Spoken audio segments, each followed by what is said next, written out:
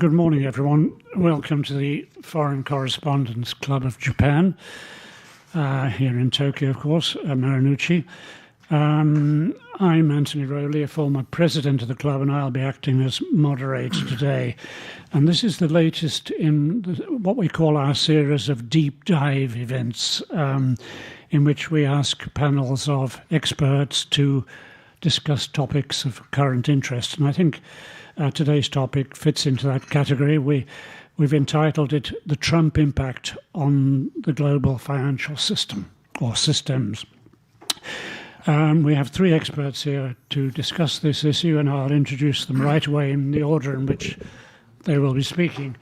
To my immediate right is Keiichi Aritomo, who is Executive Director of FinCity Tokyo, which is an government, as many of you know, government and private sector organization formed to further the development of Tokyo as a regional financial center. I think it already has a strong reputation in that regard. I should mention that Aritomo-san is also chairman of the World Alliance of Financial Centers, which is relevant to today's topic. And to Aritomo's right is Satoru Yamadera, who is, let me just make sure I got his title correctly, advisor in the Office of the Chief Economist and Director General in the Economic Research and Development Impact Department of the Asian Development Bank, the ADB, which of course is based in Manila. And to my left is Jesper Cole, who is a long-established economist and financial analyst, and he's also global ambassador and expert director at the Monex Group and an investment committee member of the Japan Catalyst Fund. Each of them will speak for 15, maximum 20 minutes, after which we'll have a Q&A session. I intend to hand the floor to them as soon as possible. Just by way of context, I would just note that financial markets and stock markets in particular appeared to have bounced back with remarkable speed from the Trump tariff shock, which I think prompts the question, was it all a storm in a teacup? Well, only time will tell, I think, as far as the long-term impact on trade is concerned, but that's not what we're mainly concerned with here today, because I think enough words have already been written or spoken on tariffs to fill a dozen or more books. What we want to look at today is the much less publicized impact of recent events on financial markets, stock and bond markets, and capital flows, all of which are of critical interest to investors. And one question is, whether the image of U.S. financial markets, the Treasury market in particular, been dented to a point where it could cease to be the mecca of fund managers, and where rival markets and financial centers in Asia, not least Japan, and in Europe assume increased prominence for investment and fundraising. Well, I'm here not to answer questions, but only to ask questions, not to answer them. So let me hand over to our experts. First, can I remind you that if you have a mobile phone, a Keitai Denwa, please switch it off or put it onto manner mode as a courtesy to our speakers. So first, Aritomo-san, if you would give a brief introduction, please. Yes, thank you very much, Anthony, for introduction and inviting me. I'm Keiichi Aritomo, Executive Director, and most importantly, I'm the co-founder of FinCity Tokyo, which is exactly 6 years old. But we started the notion of having this organization, public-private partnership, to promote and continuously upgrade Tokyo as a global financial hub was back in 2016 when Tokyo Metropolitan Governor Yuriko Koike was elected, and she formulated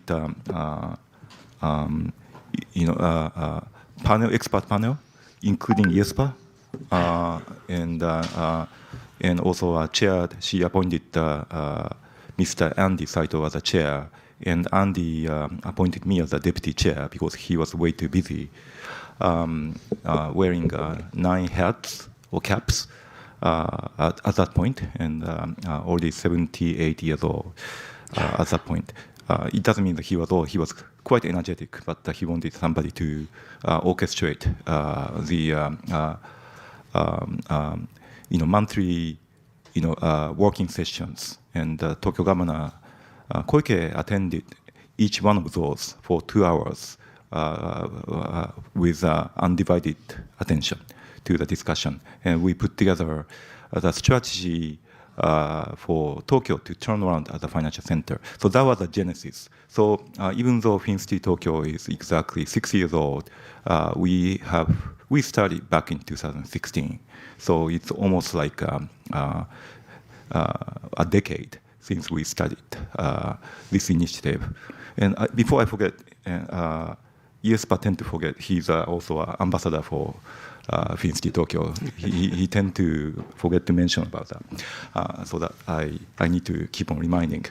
And I was also, I'm no longer, but I was also the chairman of World Alliance of Financial Centers, represented by 20 plus international financial center until the end of last year.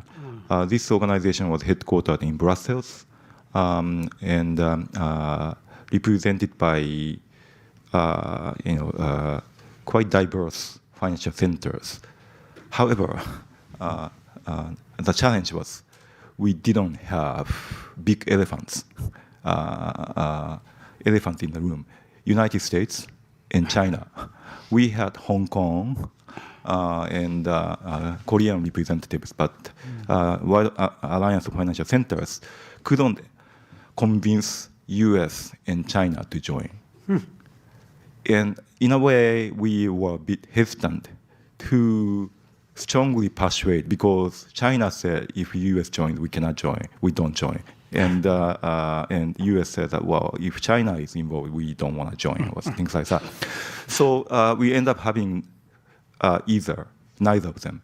That was the World Alliance of Financial Centers.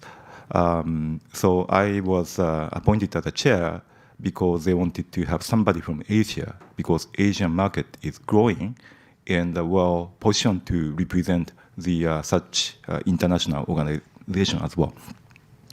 So I'm not an economist like Satoru or Jesper, but what I do is to speak to quite a few LP, GP investors across the world to, first of all, make them understand the current state of our ecosystem in Japan, and without any propaganda, and obtain honest feedback as to how challenging to invest into Japan as well.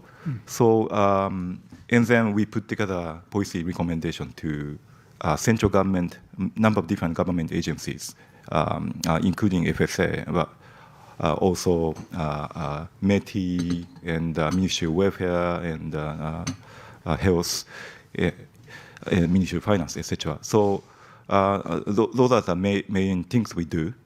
So I can share my first-hand information from my direct interaction with global investors. Thank you very much. Okay, thank you. Yamadera-san, if you would make your presentation, please. So, can you show my slide? No.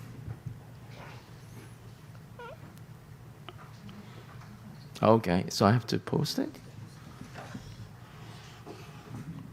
In the meantime, so just let me introduce myself. I'm Satoru Yamadera, but actually I'm known as Tomo. When I was in United States as a high school exchange student, unfortunately my host parents couldn't pronounce Satoru, so they asked me to make up the nickname. So my Chinese character has a different pronunciation. Satoru is one, the Tomo is another. So I just made up my English nickname, and Tomo is like Tom. So it's very easy for American to remember. So in English world, I'm known as Tomo. Okay, so let me talk about the ASEAN Plus 3, which is sort of my responsibility under ADB. And I don't know how many of you knows ASEAN Plus 3. Of course, you know ASEAN, and of course, probably you may heard of APEC, but unfortunately, ASEAN Plus 3 is not so much well known at this point. But hopefully, in the future, you may hear ASEAN Plus 3 more often.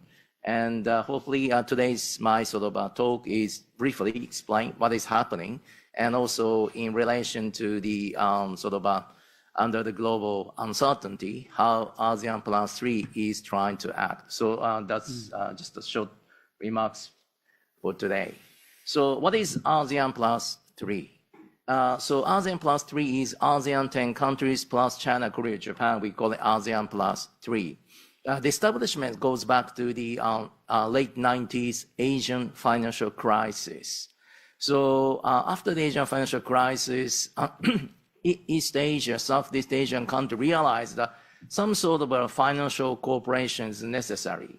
And ASEAN Plus 3 initiated the two sort of actions. One is called Chiang Mai Initiative, and the other is the Asian Bond Markets Initiative.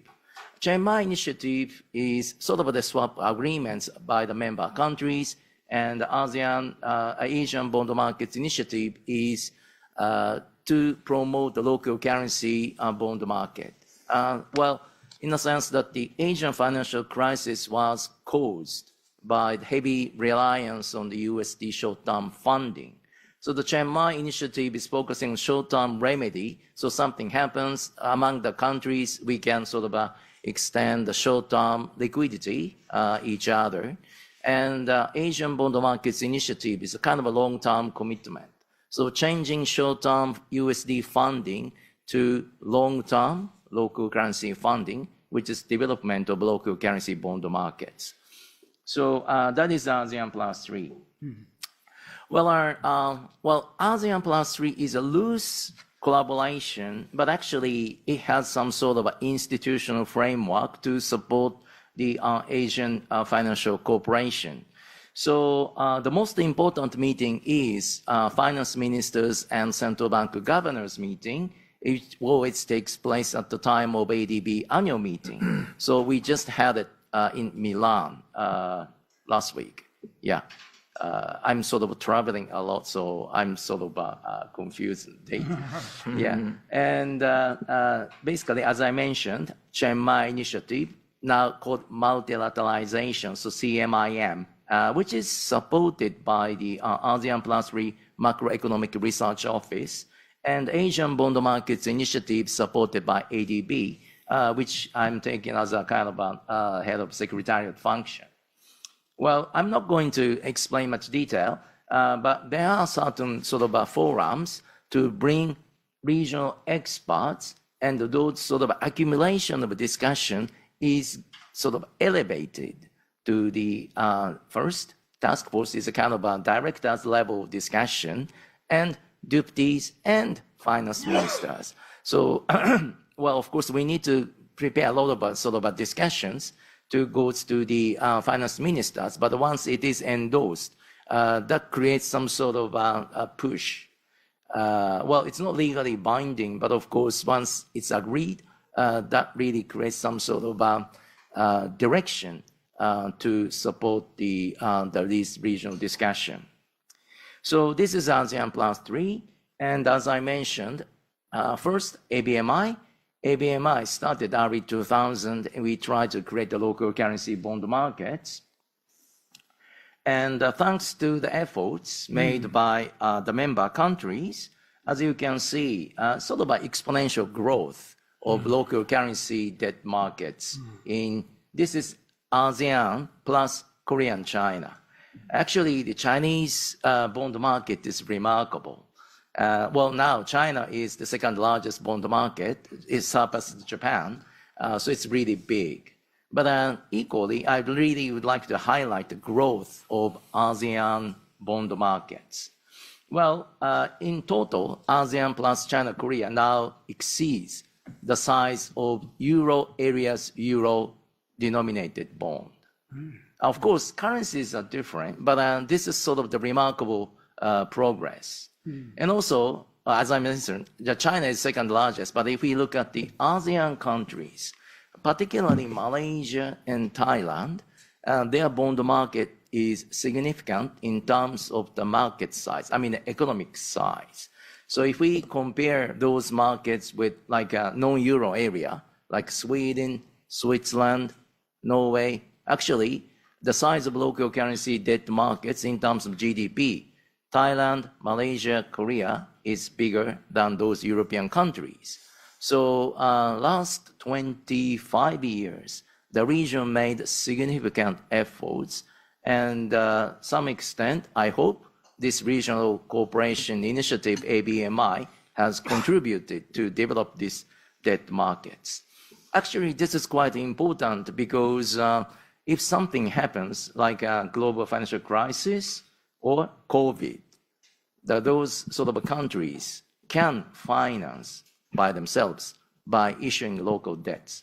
They don't actually have to come to ADB, or they don't have to go to World Bank, or they don't need to tap the USD offshore market, but they can issue debt and they can sort of conduct their own policies through debt issuance. So it's such a remarkable change comparing to 25 years ago. I also would like to explain the Chiang Mai initiative multilateralization. Well, as I said, this is a sort of a kind of a mutual support arrangement. So the member countries agrees on swap, and if something happens, well, of course, most basically, Japan, China, Korea extend a USD to the other counterparts. And well, as you can see, the total fund size is $240 billion US dollars. And this is sort of agreed amount. This is, if something happens, the crisis happens, of course, normally we go to IMF. But getting the funding from IMF may take time. So the Chiang Mai was initiated to create some sort of bridge finance before IMF coming. But there has been some various evolution. Well, first, we established AMRO 2011. AMRO is ASEAN Plus 3 Macroeconomics Research Office, and AMRO conduct the surveillance. This is quite important. You know, before triggering some sort of liquidity support, and the most important things is to not to have these kind of shocks. So the surveillance is quite important, and we create peer pressure. And gradually, we agreed, not only USD, but also why don't we extend the local currency instead of USD? So that's another milestone we made. Of course, something happens, USD is more usable, but we are in a different time zone. And of course, we have high inter-regional trade. Comparing to other regions, actually, ASEAN Plus 3 has a very high inter-regional trade share. I think EU is around 60%, and ASEAN Plus 3 inter-regional trade share is more than 50%. Actually, which is bigger than NAFTA. Well, I don't know. Now we have a big problem in North America, so we shouldn't, I don't know to what extent we can compare NAFTA, but at least trade side, ASEAN Plus 3 is very well developed regionally, and inter-regional trade is comparable to the EU. And so in that case, if something happens, still the local currency liquidity may be quite useful. Also, gradually, the Chiang Mai initiative expanded the so-called IMF-linked portion. As I said, the Chiang Mai started from the bridge finance before the IMF comes in. But regardless of IMF comes or not, the region agreed, why don't we decide by ourselves? And the linked portion has been increasing. So as I said, we just had the ASEAN Plus 3 finance ministers meeting in Milan. So let me elaborate some of the key points. First, well, the statement you can download from AMRO's website or JMOF, Ministry of Finance of Japan's website, or other countries' Ministry of Finance website. And also from ADB, we run the portal called Asian Bonds Online, which I can show the QR code at the back of the my presentation, so you can get the entire ministerial statement. Anyway, so in the statement, the region really called for enhanced regional unity. Well, I think because of various global uncertainty, ASEAN Plus 3 member countries recognized or re-recognized importance of this East Asia, Southeast Asia forum to discuss various issues. But also, I'd like to stress that this region always hope and seek to multilateralism. So it's not the regional bloc. Often we say ASEAN and ASEAN Plus 3 is seeking open regionalism. This is a bit of contradictory wording because regionalism, in a sense, kind of inward looking. I think at the beginning of EU or in the single market, people had a concern of so-called fortress Europe. But this East Asian cooperation always seek for open regionalism, and we seek for the multilateralism. And we promote the greater intra-regional trade and investment flows. Of course, US and of course Europe are our very important trade partners, but we also understand that the various uncertainties involved, we may need to diversify our trade partners. In addition, we should seek for more intra-regional investment flows. Asia is actually known for very high saving. But when we invest to Asia, often the case that the money goes to US or, I mean, offshore market, sort of Jersey or Cayman or, you know, those markets and coming back. So we want to create more sort of a direct linkage among ourselves. Also, last year, we proposed a rapid financing facility. And this time, we sort of tried to really establish the kind of faster liquidation. As I said, Chiang Mai initiative is a kind of safety net, but prevention, crisis prevention is the focus, like deposit insurance. Every country must have deposit insurance, and we promote. But actually, when it comes to the activation of deposit insurance, we really try to avoid. As you know, that's a kind of last resort. Like Chiang Mai, also, we don't want to activate. The prevention is the key. But given the various sort of increasing the risk, like a disaster risk, so the country agreed to establish a rapid financing facility for sudden exogenous shocks. And well, currently, the Chiang Mai initiative is agreements. So if something happens, the money comes from those countries. But they are discussing so-called paid-in capital. So why don't we have some sort of actual cash reserve so that we can provide the liquidity much faster? So these are really the outcome of Milan meeting. I don't know to what extent you are aware, but I think this regional discussion, particularly ASEAN Plus 3 finance ministers process, has been creating a lot of important milestones and important step for the regional financial cooperation. Well, given the global uncertainty, which is surrounding Asian countries, I think this ASEAN Plus 3 is quite interesting and important forum, and ADB continues to support this regional initiative. So as I said, please visit our Asian Bonds Online website. This has lots of information on Asian markets, particularly bond markets, and we try to disseminate lots of information through this website. Thank you.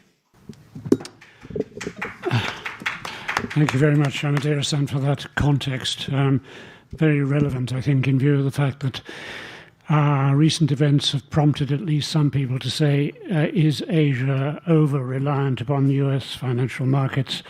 And could there be alternatives in the form of regional markets, finance available from Europe or from Asia, especially if those areas can integrate their capital markets more successfully, which they are trying to do? Okay, well, let's turn to Jesper now for his No, thank you very much. Very clear, sort of outline here, and it's quite interesting.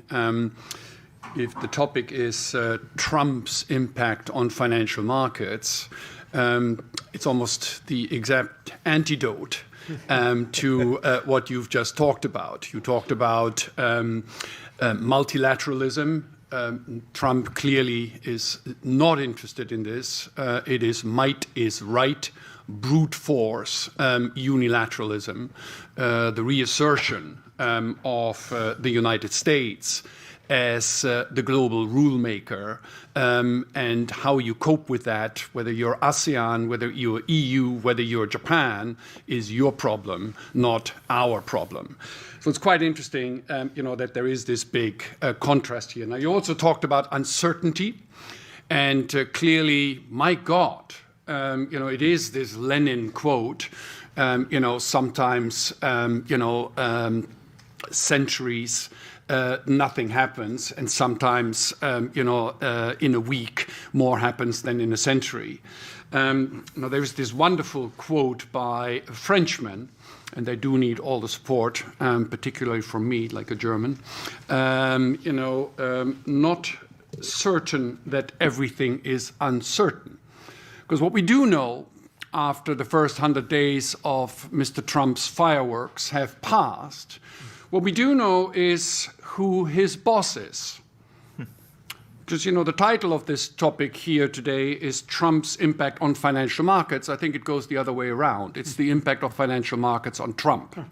It is very clear that the moment the US Treasury market started to, technical term, crap out, as they say in the trading world, when interest rates in America started to go up, the dollar was going down and US stocks were going down, which is sort of a red flag for any policymaker here. The moment that happened, the radicalism started to be toned down. Elon Musk bowed out of the government, and a sense of rationality actually started to come through. You've obviously seen this with the first of the trade deals slowly but surely being cut, and a very clear effort and a very clear signal who is boss. And the answer is that, yes, America's capital markets continue to be boss, and President Trump and his team, for all intents and purposes, is utterly beholden to the gyrations and the volatility in US financial markets. So where is the United States? And it's quite interesting to just, we want to talk about the financial architecture globally. And let's just be very clear that basically every 30 years, there is a redesign of the global financial architecture. We obviously had, after the Second World War, we had Bretton Woods. Then, give or take 30 years later, we had the end of Bretton Woods in the early 1970s. Then we had the Plaza Accord in 1985. There's a sense that, the global financial architecture needs to be redesigned. Well, that certainly is the ambition, of some of the policymakers. And that goes against the establishment and the institutions that have been built up over the last 30, 40 years. The Trump team, for all intents and purposes, wants to raise the efficiency of the global financial architecture, wants to raise the efficiency of multilateral agreements, and cut out some of the red tape that we all have to admit inevitably has crept into the situation. I will give one example. and I don't want to come across as a Trump supporter whatsoever, but let's just be objective here. What is it that you're trying to do? At the recent IMF World Bank meeting, the US Treasury Secretary Scott Bessent asking that the ADB stop lending on preferential terms to the People's Republic of China. Now, whether that's an anti-China statement or not, be my guest, but from an economic and financial architecture perspective, it's certainly time to actually start to consider that, just as Japan was weaned off from multilateral lending in the 1960s and early 70s, right? So it's quite interesting, I think, that, apart from all the bravura and the allergies and the trigger points that Mr. Trump always unleashes very, very quickly, the desire to actually shock the system and force a regeneration, a rejuvenation, ultimately may very well turn out to be a very positive thing, because I certainly think that the system is robust enough, to actually take the shock. And I think that, some redesign of the global financial architecture is actually very, very important. Now, on that, let's look at some of the issues that go beyond the institutional framework that needs to be reformed globally. And let's look at some of the new realities that have come through, largely because of technological innovation. For example, cryptocurrencies. You actually find that stable coins now comprise about 2.7% of all holdings in US Treasuries. Stablecoins have more US Treasury holdings than Germany or South Korea. This is a real new force. And, in terms of a new demand for US Treasury debt, as well as potentially other nations, other sovereign nations' debt, thinking about incorporating in a proper way cryptocurrencies, stable coins in particular, into the governance of the global financial architecture is something that we do need to talk about, and we do need to, discuss very, very quickly. So it's quite important, let's not just look in the rearview mirror.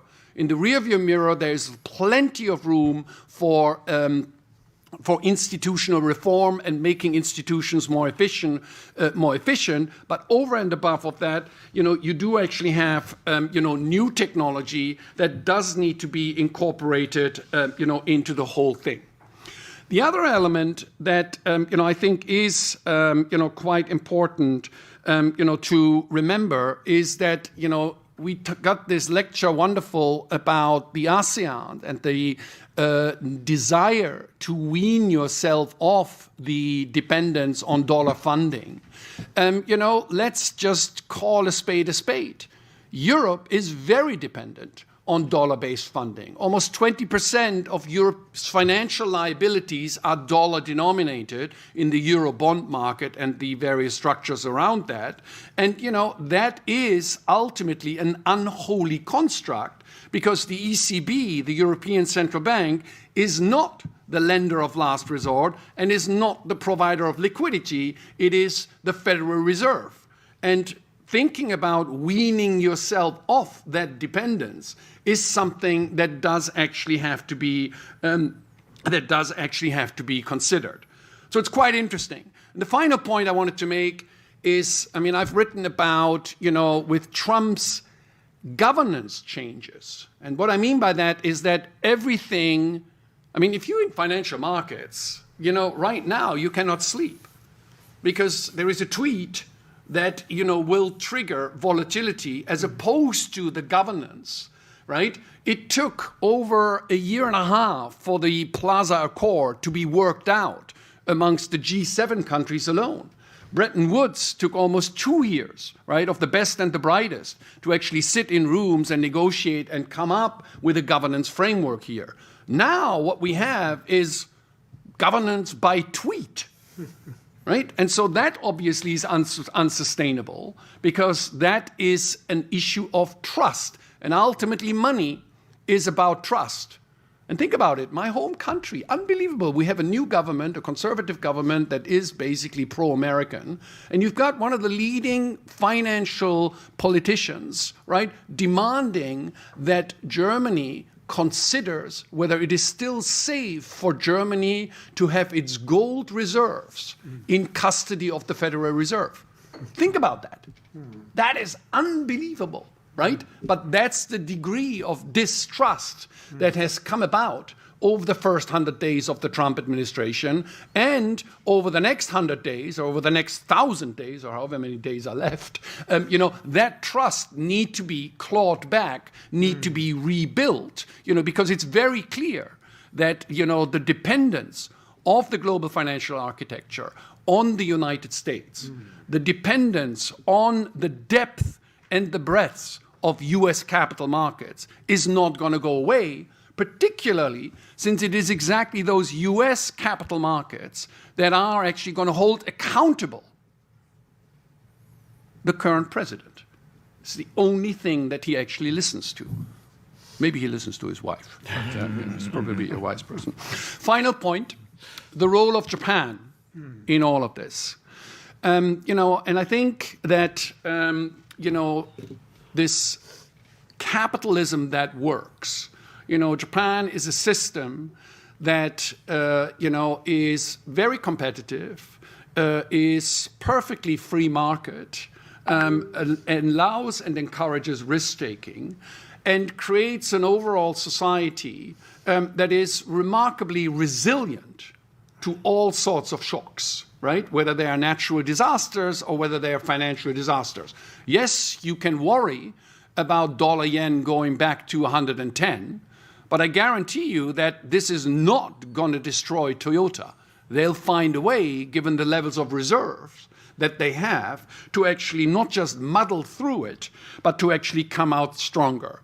And so the role of Japan in this global era of uncertainty, the role of Japan as a bastion of stability, as a country that continues to proactively promote in everything that they do multilateralism.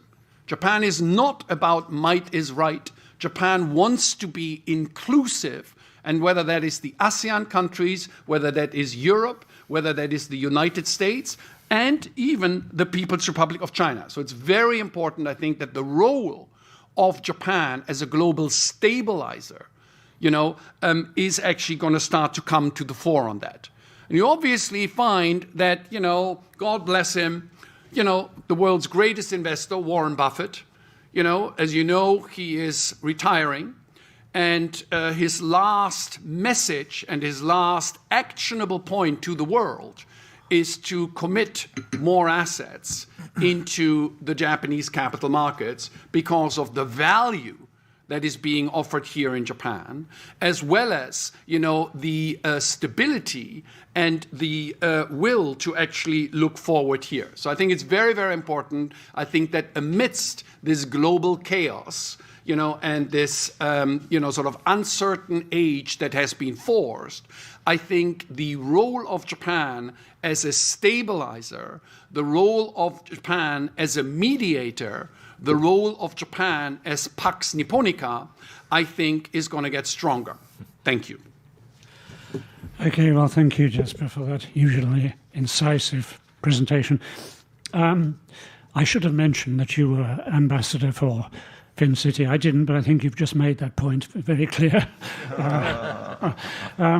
Okay, well, we'll turn to questions. But I would like to quickly, using my privilege as moderator, to ask a question of all of the panelists, which is, okay, we've had a crisis recently at the arrival of Trump, his Trump tariffs and so on.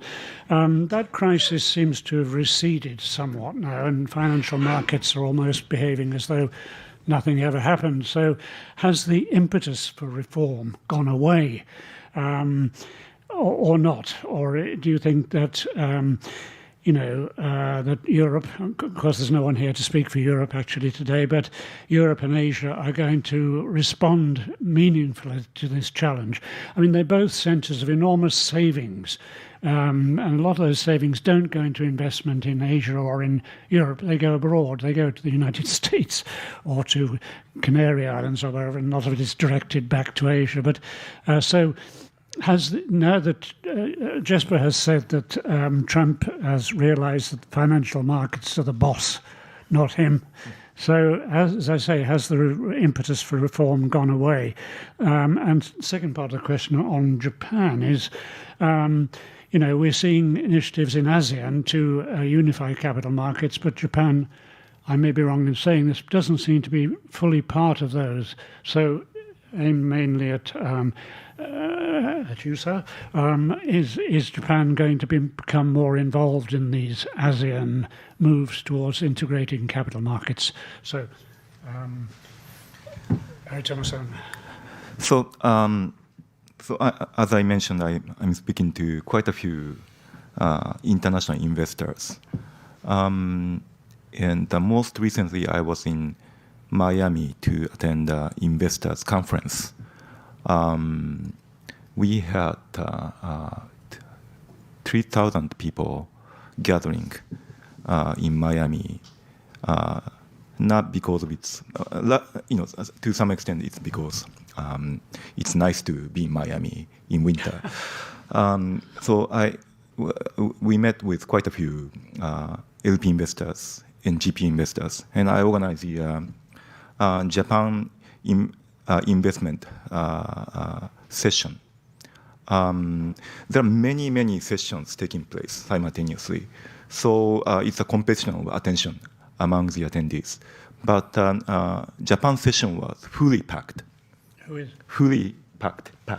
It was crowded, oversubscribed, actually.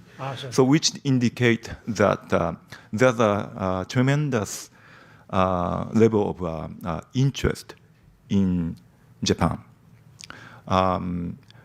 To some extent, it's because of Trump, asking, reminding us about the key assumption of global dynamics, right? As Jesper mentioned, we believed in US dollars as the most stable currency, and mostly also the US was believed in to be a most stable economy as well.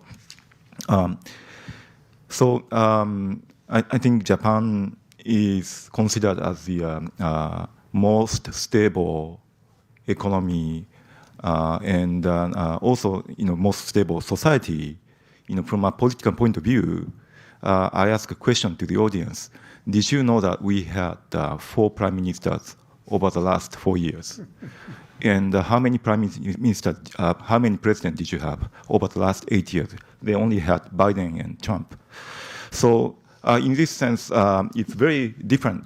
And even though they only had 2 presidents, they experienced a pendulum going back and forth, dramatically. Most of the people outside of Japan even didn't notice that prime minister handed over to new prime minister, who is the prime minister, and some people still say, is it Abe? They cannot pronounce Abe. But did you actually know that he was assassinated? Really? So people started paying attention to Japan. So that's the reaction in the US. Now,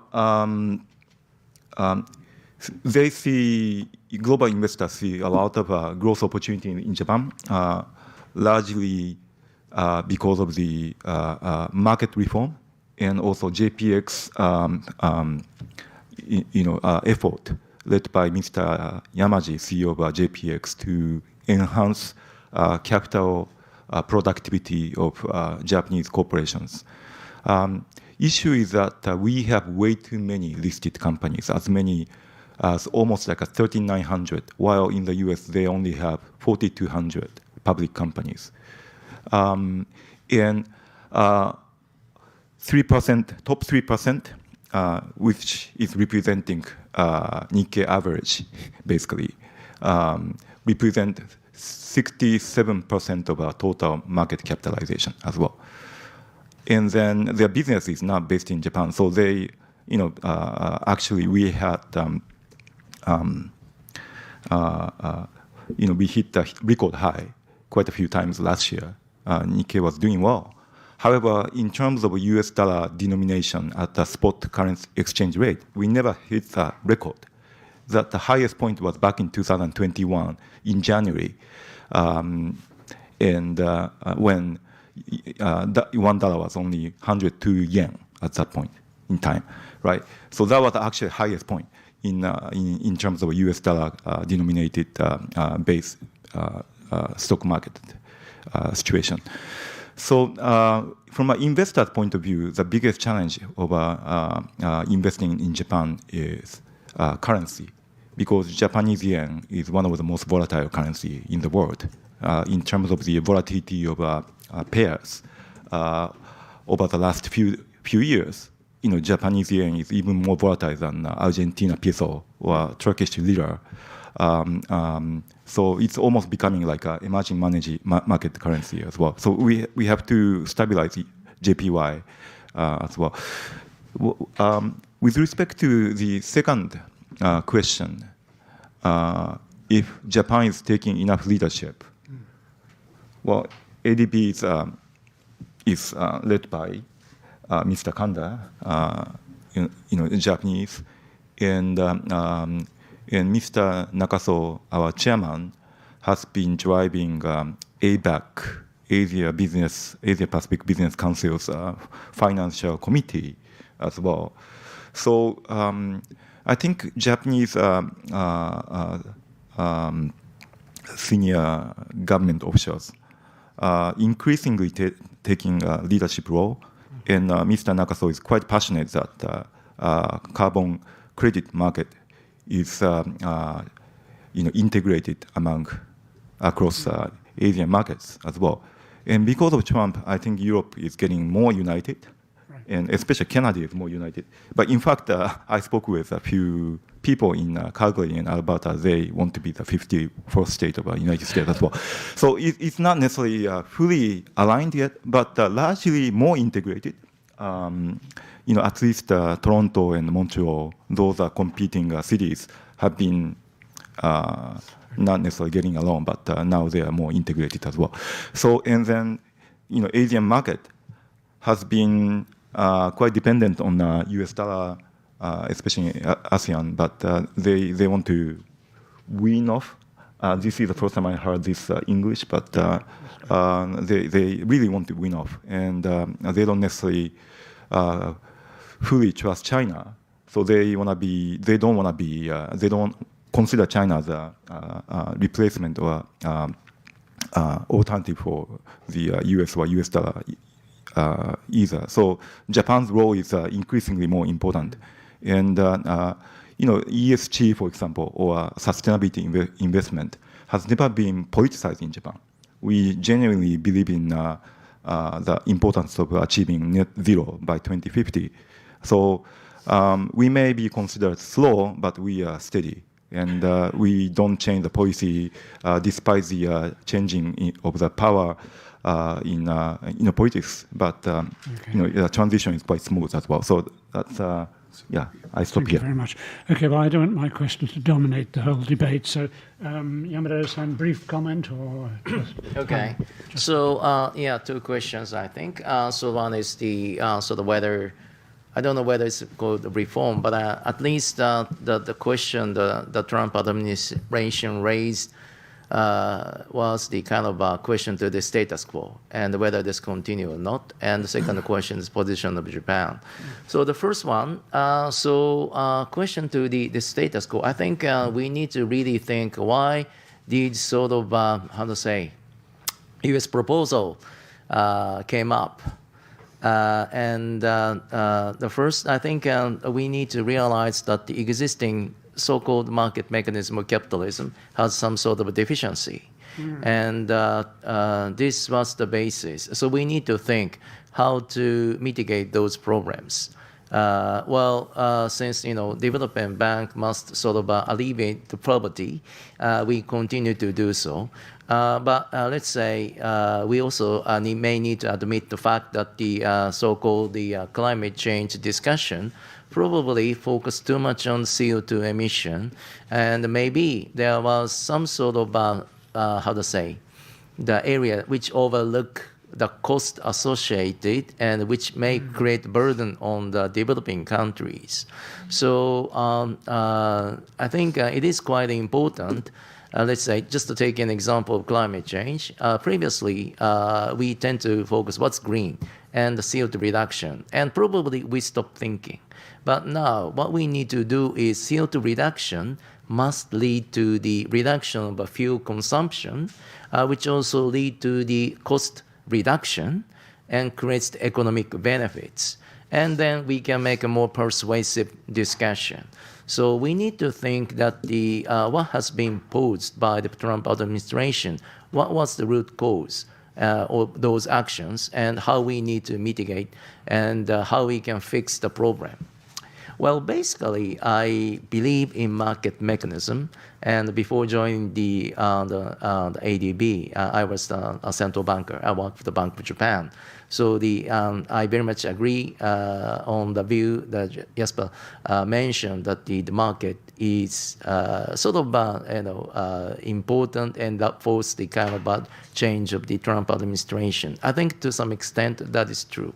And if we believe in the market mechanism, we also need to admit the fact that the people invest in USD, and there are reasons behind. If we want to change the system, we need to think why those are happening. And that comes back to the second question, the role of Japan or maybe yen. Well, the yen must have some sort of credibility.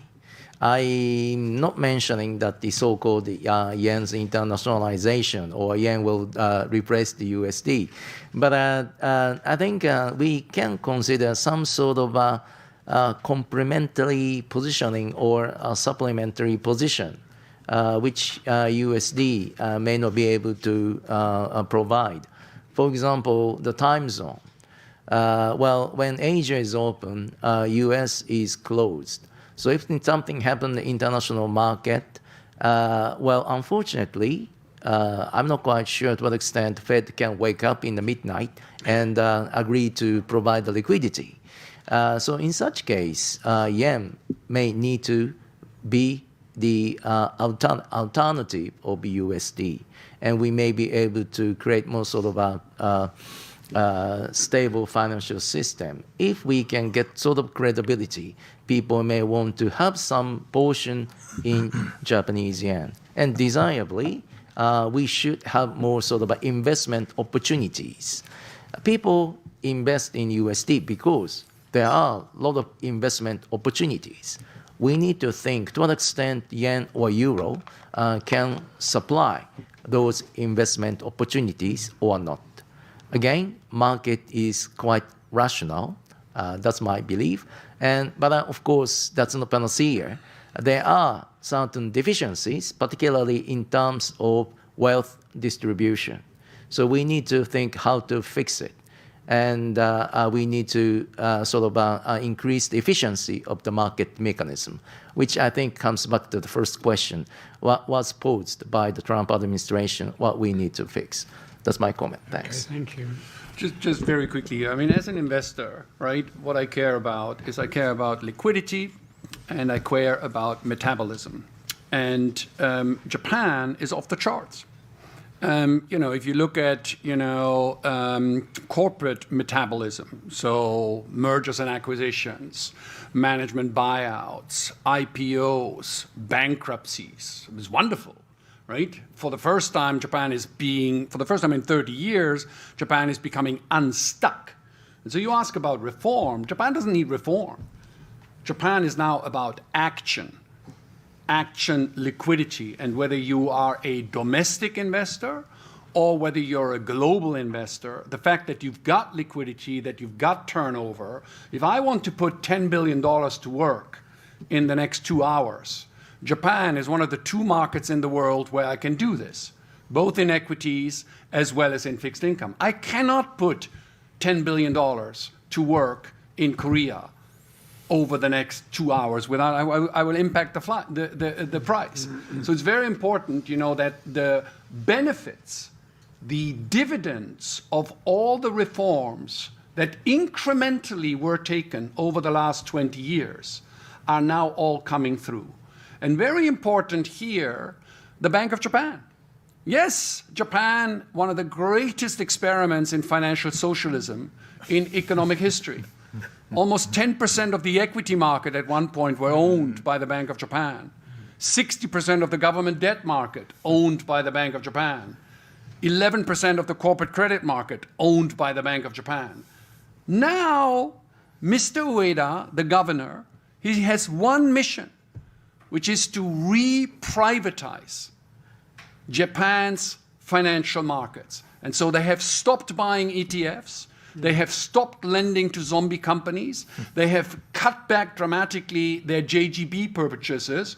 So it's a re-privatization, which for me, in capital markets, for me as an investor, creates liquidity. It's being privatized. And yes, there's some problems. There was this wonderful story where, how much was it? I think at the end of the year before last, at the end of 2023, Japan only had 14 JGB traders, right? And so, my God, the Bank of Japan stops buying JGBs. All of a sudden, where are all the JGB traders, right? And so there was a big, when you start an engine that hasn't run, for about 20 years, of course there's going to be a little bit of a hiccup, but this re-privatization of Japan's capital markets, opening it up, and the government full on, and it doesn't matter who is the prime minister, the government full on supporting to develop Japan as an asset management powerhouse in the world. This is national policy. And as a result of that, you've got all the tailwinds that are coming through. You talk about reform. The only thing that needs to reform is the Chinese capital account. China has a closed capital account. China is not a global financial market for all intents and purposes. And the real question is, whether, with these Trump initiatives or America being forceful, whether China actually steps up and deregulates and reforms its own capital markets. Yeah. Okay. Fascinating points, really, seriously. Okay. Questions from the floor. The gentleman here, yes, first. If you could come to the microphone and identify yourself and put your question, please. And if your question is aimed at one particular panelist, please say so. My name is Ron Nishi.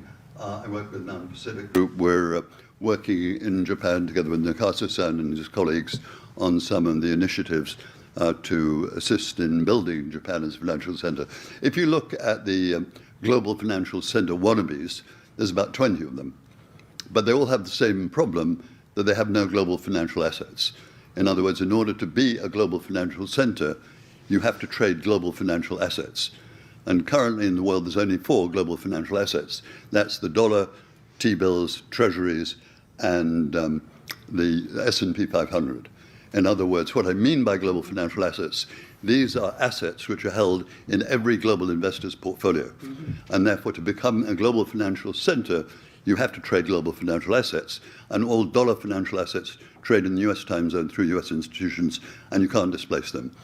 But one thing that hasn't been mentioned, which I think is an enormous opportunity, and I'd love to hear your comments, is that if you think back to when we were young, there were lots of little local stores. And then along came the malls, and the stores disappeared, and we had the big malls. And then along comes Rakuten and Amazon, and the malls closed down. If we go back a century, there were 36 stock exchanges in the United States. Now there's 3 stock exchanges in the United States, 3 big malls, being replaced by interactive brokers, dark pools. It's all going virtual. And so one thing that hasn't been mentioned, which I think is a phenomenal opportunity for Japan, is DeFi. In other words, the constraints that limited Japan under this stupid Z-yen ranking, the Z-yen ranking of financial centers is like measuring transportation using horses. When cars come in, those metrics become totally irrelevant. And so one of the big opportunities, it seems for me, is DeFi to transform the engagement of Asia by Japan. Because one thing that stands out above everything else is Japan is trusted. Verbum meum pactum is the basis, as you were saying. Money is based on trust, and Japan has trust. So I'd be very interested in the comments by the speakers on their view of the impact or potential favorable impact of DeFi on Japan's role. Thank you. Okay, thank you. Fascinating. Would you like to have a crack at that first? Or? Yeah. Because it's broadcasted, I have to be careful to talk about the yen because I know a lot how it works. It's a great business. You can buy the ranking, and there's a lot of statistics, but it's based upon voting and who is voting. There are only 7 people in Japan voting, myself and my colleagues sitting there, because then we don't know how to vote. If you become a client of the yen, you are educated how to vote. And you can vote as many times as you want. You can hire interns or whoever. And then there are,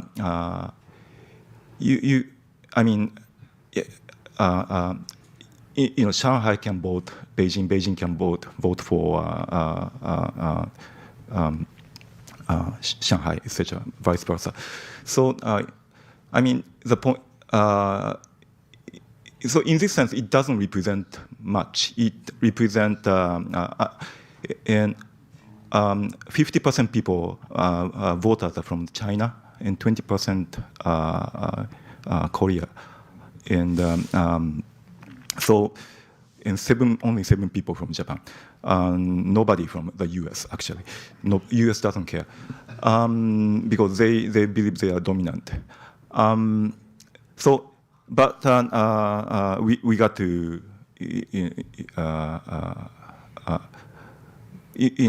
but no matter how it is ranked, financial center is not competitive financial center. Is for what, right? The genesis of FinCity Tokyo or Tokyo Financial Center is our demographic challenge. We are the most aged society in the world.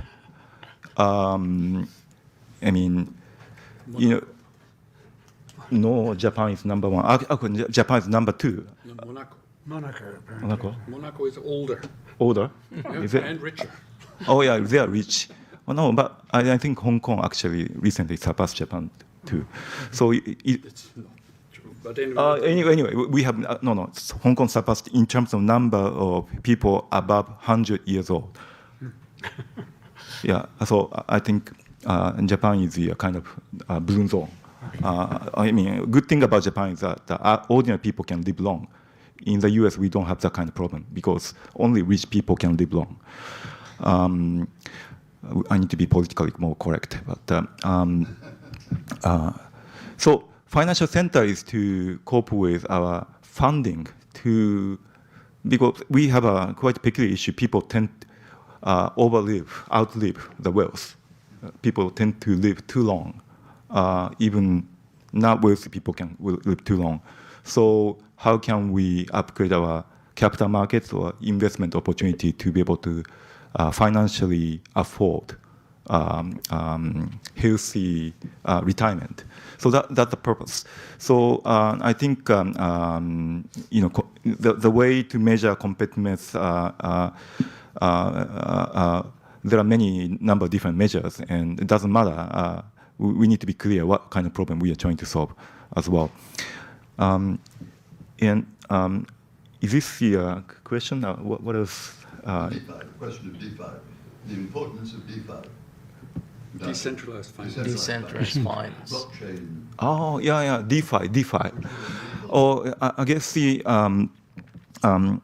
my colleague and I went to Middle East last December and promoted Japan's investment opportunity, etc.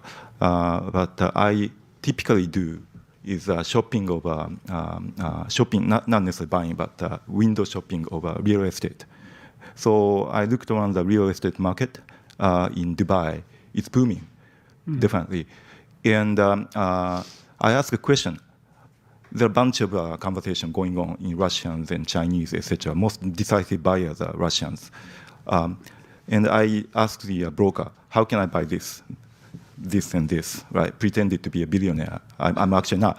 And then I recommend not to use US dollars, right? And we are more than happy to accommodate, receive payment through Bitcoin.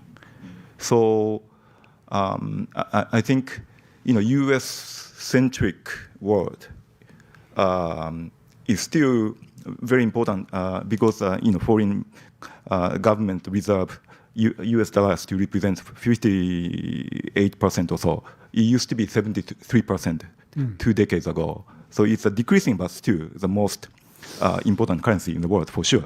But in the Middle East,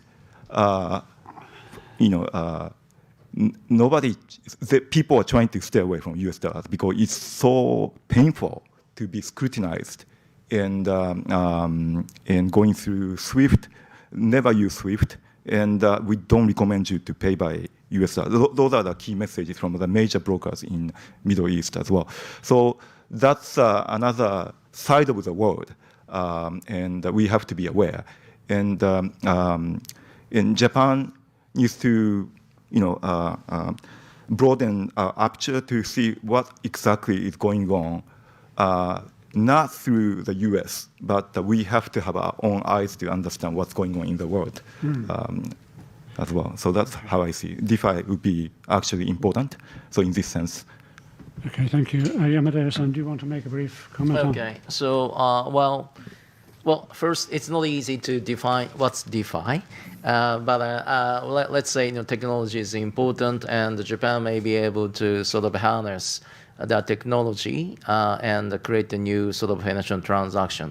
I don't disagree this general statement, but we need to think through the reality. So actually, currencies are very much bound by the law and the regulations, and how to distribute those currencies must follow various regulations.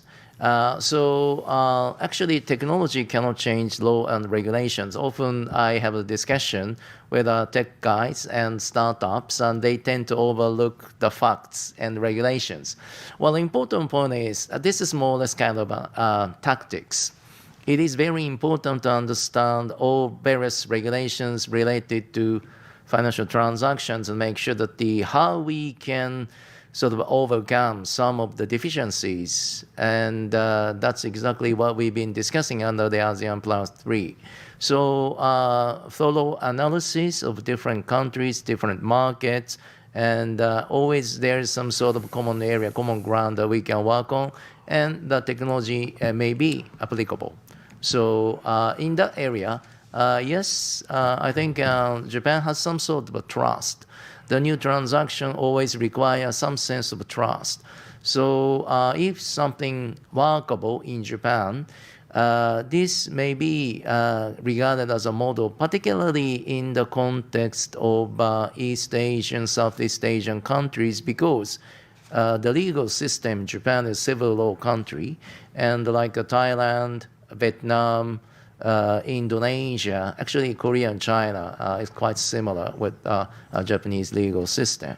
So that's quite important. Of course, Japan is a bit slow, but once Japan can establish some sort of a transaction model that may be exported, actually the legal system is quite sometimes become very big impediments. People tend to think that the US and UK can be a model for financial transaction.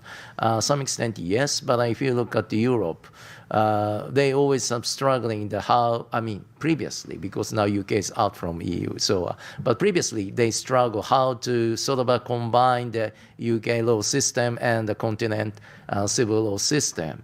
Actually, that is happening in Asia as well. Again, technology is important. I very much agree. But we need to really think how we can implement and, overlooking or, ignoring those regulations that may be possible in offshore market, but that may not be healthy development. So that's my comment. Thank you. Jasper? For 30 seconds, I'll time you. I think that Japan will emerge as one of the powerhouses of decentralized finance actually being implemented. There are many issues. The key one is this libertarian, anybody anonymous can do all sorts of things. It's not your fault, it's not my fault. Basically, more than 90% of all the stuff that happens is criminal. And Japan will pioneer the KYC, the Know Your Client. And you are already seeing with the integration and the changes in the My Number system that are being actually implemented, right? Next year, there's going to be a big reform, right? And the database becomes actually available. So, when people talk about decentralized finance, they talk about, oh my God, it's the free Wild West and you can do whatever you want. Well, no. The key point about finance is trust, which means what? What if the transaction goes wrong, right? And in DeFi, when a transaction fails, who is accountable, who is responsible, can the police look under the hood, et cetera, et cetera. And I think that, the step-by-step developments that Japan is taking on that, are going to be a model of the world. Full disclosure, I have an interest in something called Japan Smart Chain, which will be a sovereign blockchain that has full KYC compliance and full integration into the legal aspects of what actually makes a society trustworthy. Thank you. Okay, thank you. More questions from the room?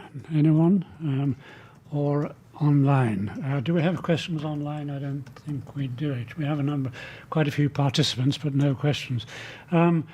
I would like to ask one more question. That is, within ASEAN, there are competing powers, of course. Singapore has long regarded itself as the sort of center of excellence, if you like. But Malaysia is a competitor, and Indonesia increasingly is a competitor. So do you think this is a barrier to their moves towards an integrated capital market? In other words, they'll be squabbling for who takes the lead. And to Jesper, likewise in Europe, is Germany going to be the main motivator, driver of this? Germany? Or not? Or who is going to be? Again, you have 27 different capital market regimes, I believe, in the European Union, so there's room for a lot of dissent there. So what are the chances of a coordinated policy emerging? So Yamadera-san first, please. Yeah, so if I give the impression that the ASEAN is sort of aiming to become like the EU, that's wrong, actually. They don't have any intention to be like the EU, and there's, ASEAN plus 3 or ASEAN does not aiming to create the single currency. So the sovereignty is quite important, and each market remains to be different. Yes, it's not easy to come up with some sort of a consensus within ASEAN. There are a lot of difficulties when it comes to some sort of a regional decision. But I really would like to emphasize the sort of importance of ASEAN plus 3, because when ASEAN comes to ASEAN plus 3, they tend to unite because they know that they are bargaining power. And ASEAN plus 3, China cannot dominate, because if Japan and ASEAN get together, even China may need to follow the decision. But of course, Japan cannot dominate the decision if China and ASEAN can unite. That's not easy. And even Korea, if Korea can bridge between Japan and China, they can leverage the position. So that's why I emphasize that the importance of ASEAN plus 3, unlike the other sort of a regional or other global discussions, no one can have dominance. And that's some sort of balance and even ASEAN may be able to unite under the ASEAN Plus 3 discussion. Again, market remains to be different, and no intention to create a single capital market. But of course, as I mentioned, there are some common area, and based on that, we try to connect more integrated market, although currency remains to be different. Okay, thank you. Just what you want to add? No, I mean, it's fascinating because, I mean, you know the Americans are fantastic. And they teach you things when you're young. And one of them was, never waste a good crisis. And, Japan, did not waste its financial crisis in 1995, 1996. They created an integrated financial regulator, the FSA, right? They created, a set of rules and regulation that applies to a homogeneous, very rich, entity. In contrast, Europe totally wasted the euro crisis, because there was no reform whatsoever on financial markets. There's no integrated banking law. I can tell you, when I was, running this ETF company, my counterpart in Europe, trying to sell, retail products, which were cutting edge at the time, ETFs, in the European market, it's worse than going to the dentist and having all your teeth pulled and putting them back in. Because every legislation, whether it's Holland, whether it's Germany, whether it's Switzerland, whether it's Austria, whether it's the UK, everything requires a complete, hiring of lawyers and accountants, because every regime is very different. In contrast, Japan is integrated. If you want to list an ETF here, you can. It's very easy. You can sell it to anybody. So I think that the European preoccupation now with its politics, and I speak as a German, and with the national emergency of having to build up after 2 generations of, politically correct, right, of being peaceniks, right, of actually changing society, right, towards being, as they say in German, kriegstüchtig, war ready, is going to, in terms of financial sector reform, financial sector leadership by Germany in the EU, I think it's the domestic social and economic issues that will absorb the bulk of the political capital and the bulk of the political attention. So get out of Europe, invest in Japan. Thank you. Okay. Question? Yes, please. Good morning. Thank you so much for... Is the microphone working out? Yes, I'm short. Good morning. Thank you very much for very profound insights and thoughts about what's going on here. I'm Keiko Tsuyama. I've lived in New York City for 20 years and I'm currently back for family issue. But inside out of the US, the stream of news stories are occupied with Trump tariff. So I would like to know, from a viewpoint of journalistic cycle, how and what will terminate this trade war or tariff war, and then the waste of time of news cycle. Thank you. Gosh, that's a tricky one. Who's willing to go first on that? So the answer is that I think it's unlikely to go away.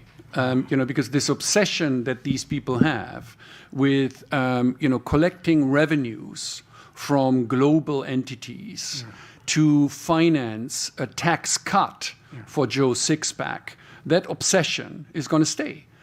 And still early days with the UK and not even China, but some of these deals that are coming through. You look at you actually read the primary documents, right? It's spooky because in the sense of that, is that something that is bankable, right? There's vague agreements, right? But there is 100% reserve that, the vagaries, right, of Mr. Trump, if he doesn't like something about the UK, for whatever reason, right, threatening to impose another round of tariffs, that probability is significantly above zero. You see what I'm saying? And so, the whole point about, trade is complicated, right? And it took the world economy the better part of 30 years to agree to the most favored nation principle, right? So that, and this is all being destroyed and focused and concentrated into a playing card for the Oval Office. So you're subject, right, to this risk at all times, which is very interesting. It's very, very interesting. It's scary, but from that perspective, I think, is it going to get away from the news cycle? Well, yes, but the answer is no at the same time, right? And watch what will happen now, because so far we've had 2 trade deals, effectively, right, with China and with the UK. And already China is complaining and moaning about that clause that the Americans put into the UK bilateral, right, that basically grants the United States the right, should there be, with third parties with the UK, should there be something that the Americans don't like, they allow the right to take punitive action against the UK. Amazing. Yeah, amazing. Louis XIV, l'État, c'est moi. Fascinating, yeah. Yamada, something quickly. Well, actually, this is sort of a question. As I mentioned, the Trump administration raising the question to the status quo. They hear status quo is free trade, it's the best.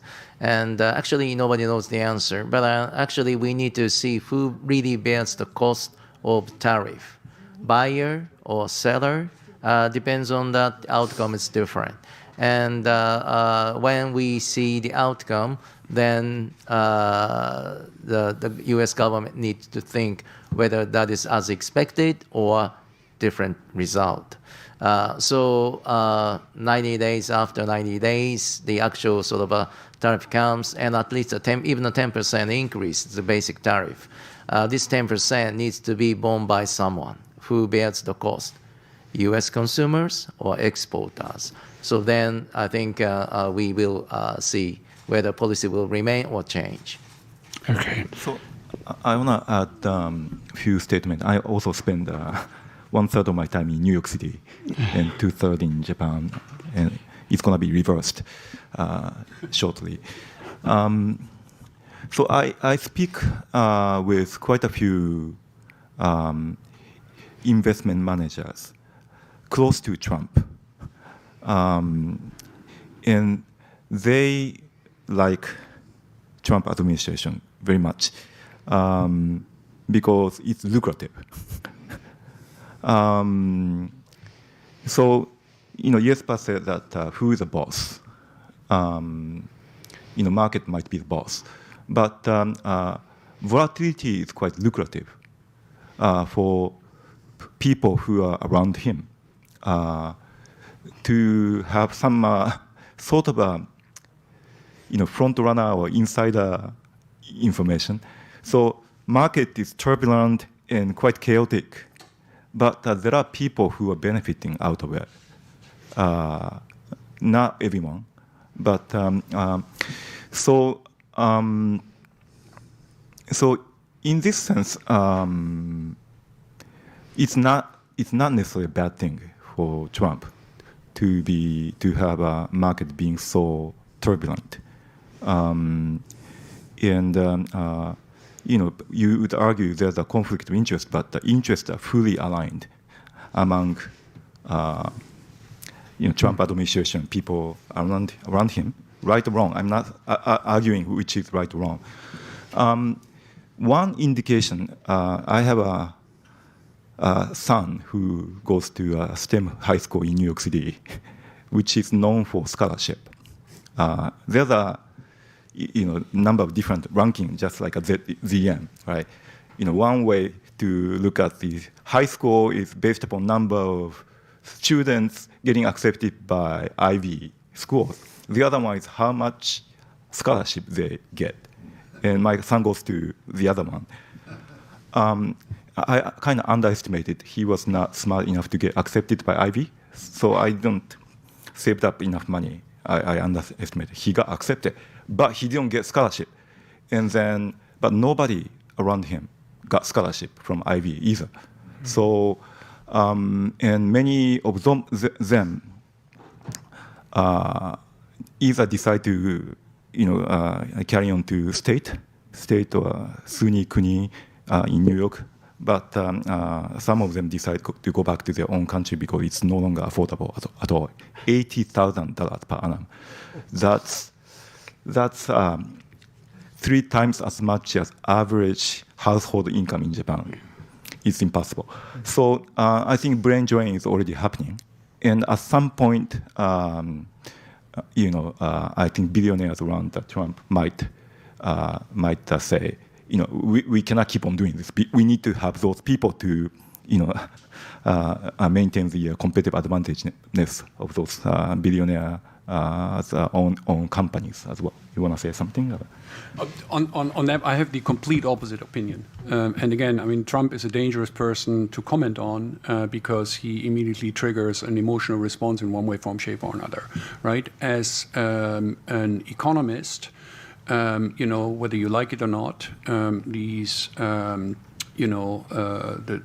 American protectionism will result in massive capital inflows, both on the productive capital side as well as on the financial capital side. Because, just look at the rate of returns, the opportunity set that I can generate. Warren Buffett has built a record war chest of cash, right? And how much the market has to fall. And it's a stock market, it's supposed to fall. If it doesn't, the stock market, you worry when it doesn't fall, right? To his point, I mean, volatility is very important, The question is the United States of America, from an investor perspective, right, going to continue to create the best opportunities, right, or not? And I think that given the amount of deregulation that is coming out, right, given the still exceptional level, right, of ease with which you can set up a business, and it doesn't matter whether it's a yoga studio or whether it's a new crypto, this, that, or the other, or whether it's a quantum computing, applied company, right? You may not like the characters involved, right? But quite frankly, as a cold money person, the question is, where is the energy going to be created? And the energy that is being created in the United States of America, precisely because everything is up for grabs, precisely because everything is being unsettled, right? That as a result of that, I think you will be surprised, right? In my personal opinion. And there is no alternative. This is the interesting thing. The alternative could be the People's Republic of China genuinely opening up to the rule of law, transparency, accountability, and legal recourse. And that is not the case. China is great, and China has plenty of great companies and plenty of great business people and incredibly wise people and very cool artists, right? The question is to deploy capital in the People's Republic of China, right? It is not bankable, while the United States will always be bankable. Okay, perhaps you should change your epithet from Japan optimist to US optimist. No, this is not a zero-sum game.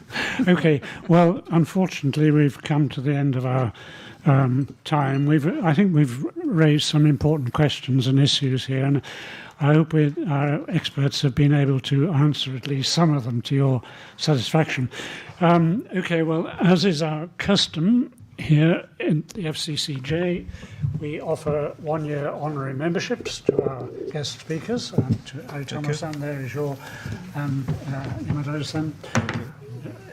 Jesper has spoken here so many times that he has multiple memberships. I get way too many. But please join me in thanking our panelists. Thank you. Thank you very much. Thank you.